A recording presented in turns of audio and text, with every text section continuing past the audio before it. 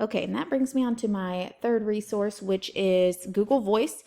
So this is an app, or it can be used on desktop, well, laptop, desktop, whatever you have, computer, smartphone, iPad, and basically it helps with making calls and connections with parents. So the ISTE standards that I thought would be satisfied by this resource was for educational, or for educators.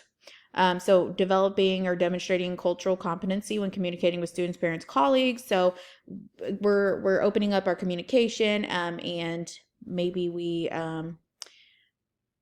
can interact with them more when you can send them like a quick text or a call versus an email. And then for educational leadership, communicate effectively with stakeholders to celebrate, plan, and engage in a continuous improvement cycle. So you go to the site, you would sign in with your email, and then you could just click for personal or for business. It will take you to a screen that looks just like this. You can access this from your phone, but basically it's like a contact app and a calling and texting app without your phone having to get bogged down by all these calls.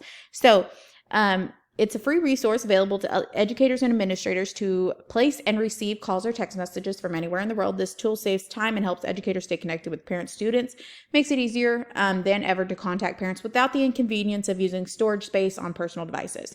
I don't know if you guys struggle with this, but I email, and oftentimes, more often than not, I don't get a response back in like a timely manner because people just don't check their email that often, but everybody checks their text messages. So the fact that you can use this to text them from your computer while you're at school, while you're doing work, is great, instead of having to pull your phone out in class and do it, or having to do it on your own time and not getting bogged down by all those storage inconveniences. So I selected this tool because it's an issue that I've ran into from time to time. So my underlying purpose is to increase parent contact, excuse me. It seems as though the traditional methods of contacting parents, mainly email, aren't effective. And so this would kind of save or take its place. The intended audience is parents, of course. Teachers and administrators could also use this. And then we talked about the ISTE standards for that.